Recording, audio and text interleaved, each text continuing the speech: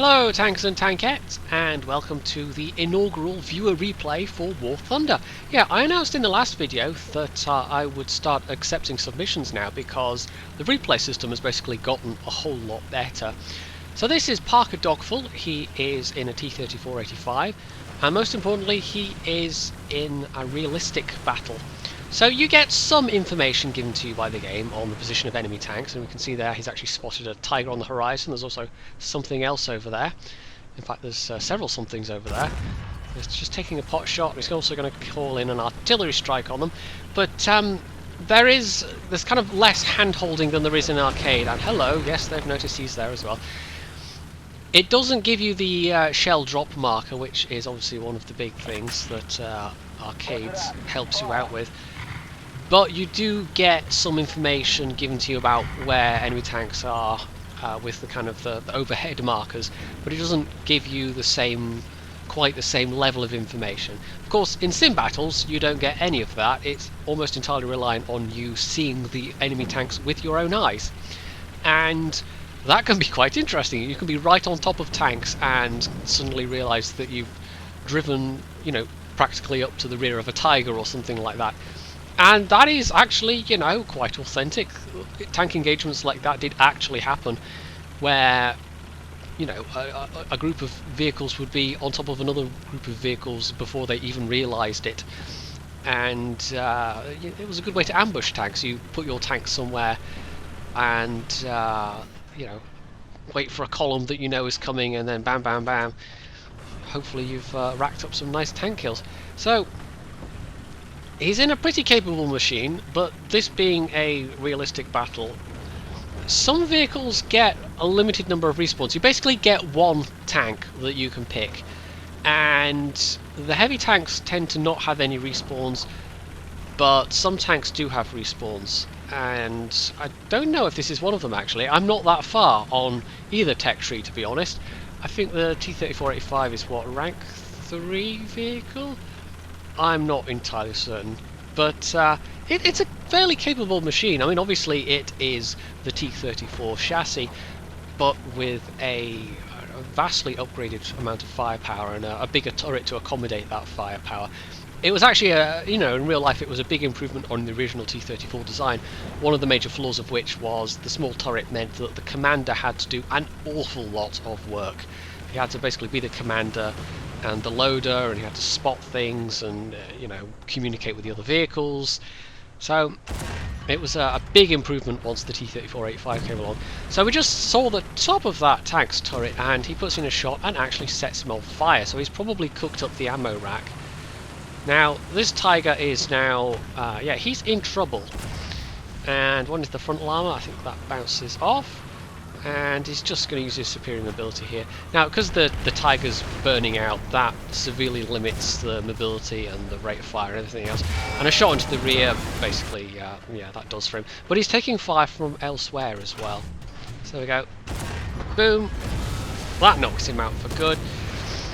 And, that's a whole lot of fire that he's taking himself now. So he's got to be careful here. He's getting his front round, because obviously you'd much rather have your front armor facing at enemies. He's also, he's travelling forward, but he's travelling forward at an angle, and he can also see vaguely where they're firing from. One of the things that it doesn't really matter in World of Tanks, but in War Thunder it does, is the extra information you can get by looking for smoke, basically. Looking for where tanks might be firing from by seeing the gun smoke. So that is a major telltale as to enemy locations, and it's you can see there's some serious action going on just over that crest there. You can tell if somebody's firing at you from a particular direction if you can see there's a bunch of smoke coming from that direction, or you can maybe tell that there's a tank engagement going on in that particular direction. Although with the amount of information you get from the minimap these days, which is vastly improved compared to when I first started playing, the closed beta it would have even been, you can generally tell, if there's a bunch of your tanks fighting a bunch of enemy tanks. It will be, reasonably apparent on the minimap. But now the thing is, he's actually beyond the enemy spawn point. We can actually see on the minimap there. So he keeps turning around because he keeps seeing that there is a tank marker that pops up on the minimap behind him. So he knows there is a tank back there somewhere, and he doesn't want to get shot in the butt. He is actually trying to make towards the cap circle though, and the B point. And aha, there we go. There is a tank over there, and there's his second kill. Very nice. That was a Panzer III, I believe. Now he knows again from the markers on the minimap, and you know obviously from being shot at, that there is something near that B point.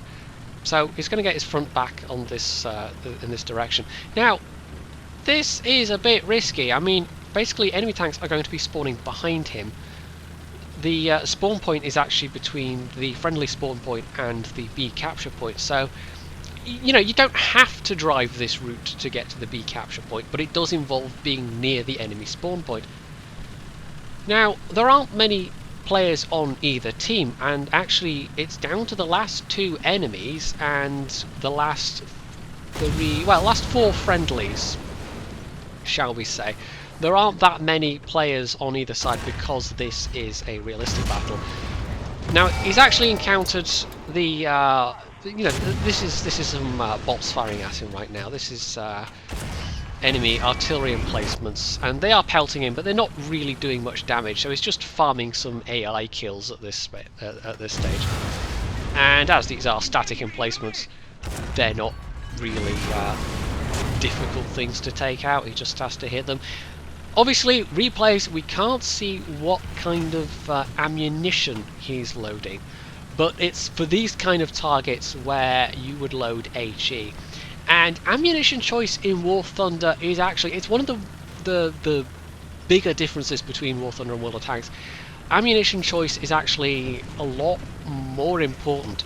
World of Tanks has quite a deliberately simplified ammunition, you know, range of ammunition choices. You can see there, they look like 75mm Pak 40 guns. I don't know. That's just a guess. There's a lot more variety of ammo choice. Although, yeah, the loaders are kind of a bit, they're not terribly well animated there.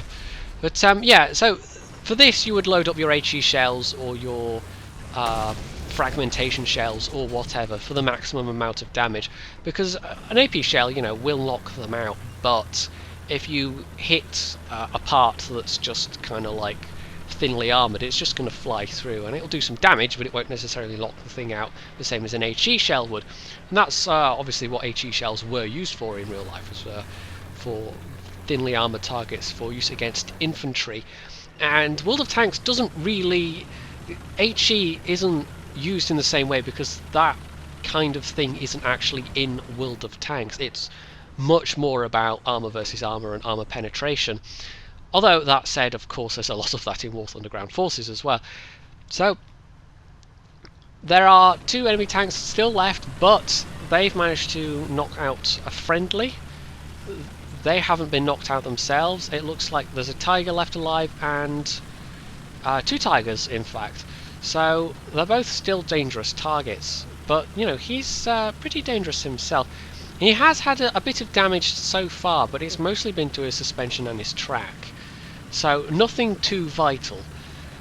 The thing with this game is that the crew can get knocked out a lot more easily than World of Tanks, just because of the different penetration mechanics. And there's one of the tigers, so he's going to open fire. Undoubtedly he's been spotted himself, but he's gotten off the first shot, and hopefully he's going to reload to get off another shot. Oh, and that maybe did something.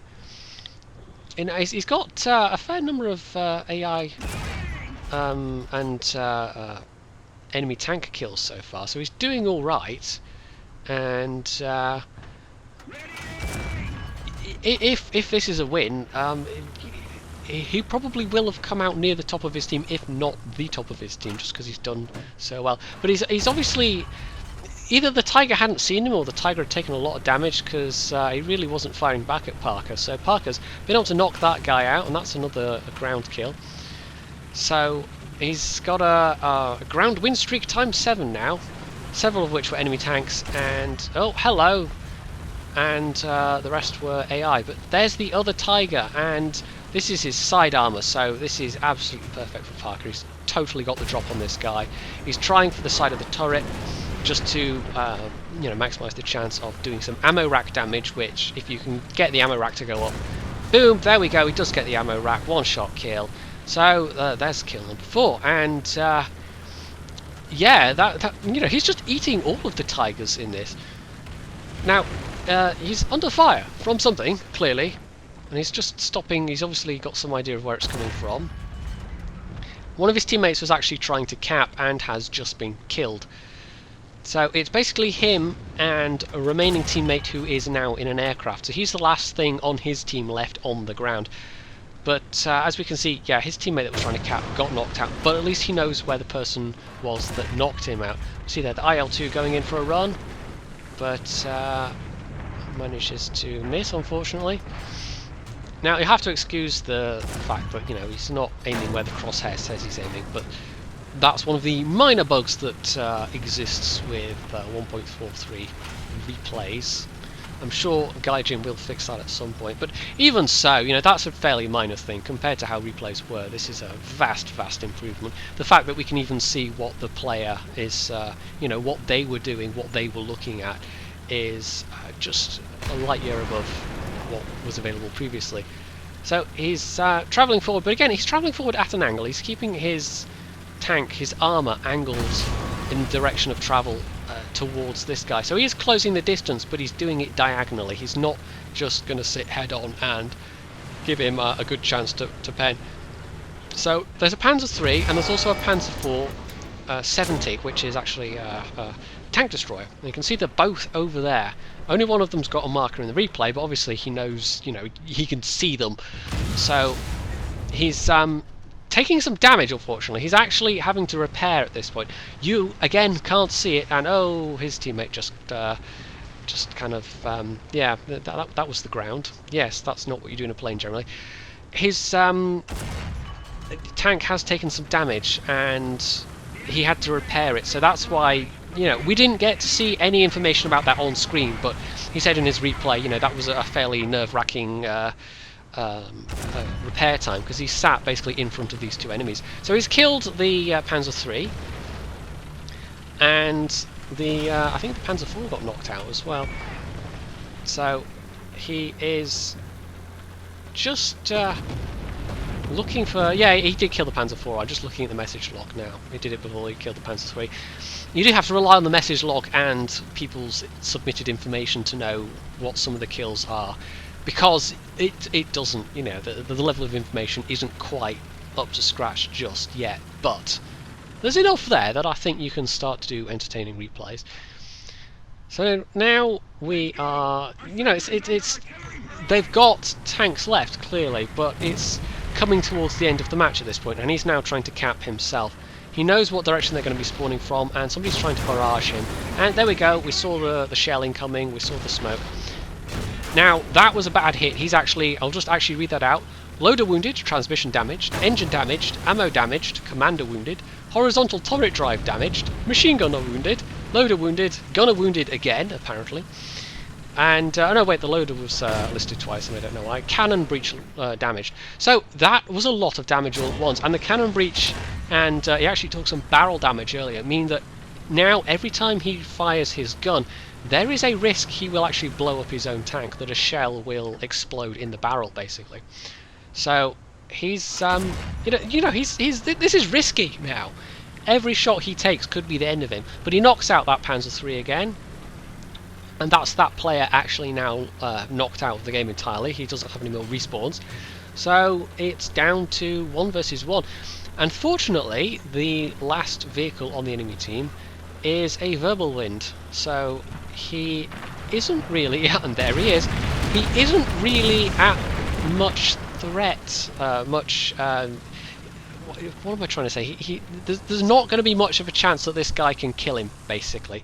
It's an anti-aircraft vehicle, and it has very rapid firing but sort of very low caliber shells, and at a guess it's like 20 or 30mm shells, very rapid rate of fire, but basically ineffective against anything except the most thinly armoured ground vehicles. So in a T-34-85, Parker isn't going to have much trouble with this guy. But to give the guy credit, you know, he's trying. Parker could just sit here and cap and that would be it, that they would have won. but he's actually going to go forward and see if he can score a kill on this guy. And you can see the message log there. It's just like, track damage, suspension damage, track damage, suspension damage. Yeah, you're not really going to do anything more than, in World of Tanks equivalent terms, turn somebody's tracks yellow with that sort of gun. Now, I misspoke before, actually. The Panzer III didn't entirely run out of vehicles. He's actually in an aircraft. He's in a Bf-109 F4. Again, actually not a threat. Ooh, apologies for that. Beep. That was my UPS kicking in for a second there.